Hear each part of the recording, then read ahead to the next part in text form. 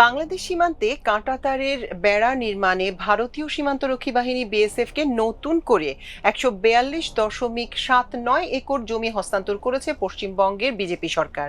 ওই জমিতে দ্রুত কাঁটাতারের বেড়া নির্মাণ ও নতুন সীমান্ত চৌকি স্থাপন করা হবে বলে জানিয়েছেন পশ্চিমবঙ্গের মুখ্যমন্ত্রী শুভেন্দু অধিকারী। বুধবার রাতে নিজের ফেসবুক পোস্টে মুখ্যমন্ত্রী জানান, সীমান্ত সুরক্ষায় আরো কঠোর ও কার্যকর ব্যবস্থা গ্রহণের অংশ হিসেবে এই জমি হস্তান্তর করা হয়েছে। তিনি বলেন, প্রাথমিক পর্বের পর আবারও বিএসএফকে নতুন পর্যায়ে জমি হস্তান্তরের ফলে মোট হস্তান্তর করা জমির পরিমাণ দাঁড়িয়েছে ১৪২.৭৯ একর। তিনি আরো জানান, রাজ্য সরকারের প্রথম মন্ত্রিসভার বৈঠকে ৪৫ দিনের মধ্যে বিএসএফকে মোট ৬০০ একর জমি হস্তান্তরের লক্ষ্য নির্ধারণ করা হয়েছিল। বর্তমান অগ্রগতিকে সেই লক্ষ্য পূরণের পথে একটি গুরুত্বপূর্ণ মাইলফলক হিসেবে উল্লেখ করেন তিনি।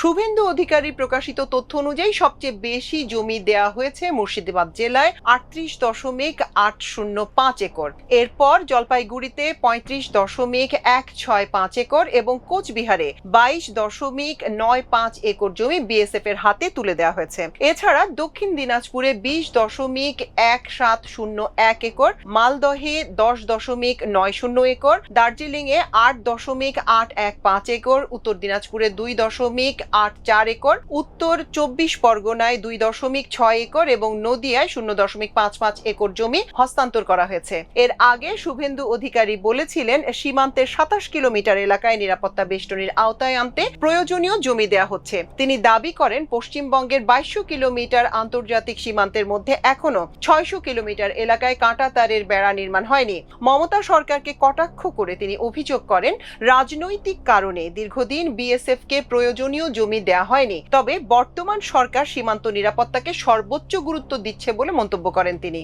এদিকে বিএসএফ কে দ্রুত জমি দেওয়ার প্রক্রিয়া শুরু করায় শুভেন্দু অধিকারীকে প্রশংসা করেছেন ভারতের স্বরাষ্ট্রমন্ত্রী অমিত শাহ। বৃহস্পতিবার গুজরাটের গান্ধীনগরে এক সভায় তিনি বলেন, মমতা ব্যানার্জি ক্ষমতায় থাকার সময় প্রতিদিন সীমান্ত পেরিয়ে পশ্চিমবঙ্গে অনুপ্রবেশের ঘটনা ঘটত। আমাদের সরকার আসার পর পরিস্থিতির পরিবর্তন হয়েছে। মুখ্যমন্ত্রী শুভেন্দু অধিকারী অনুপ্রবেশ ঠেকাতে কড়া ব্যবস্থা নিয়েছেন, বিএসএফ কে জমি দেওয়ার প্রক্রিয়া শুরু করেছেন। যেসব অনুপ্রবেশকারী স্বেচ্ছায় ফিরে যেতে চান তাদের বিরুদ্ধে আইনি পদক্ষেপ নেওয়া হবে না বলেও জানান অমিত শাহ।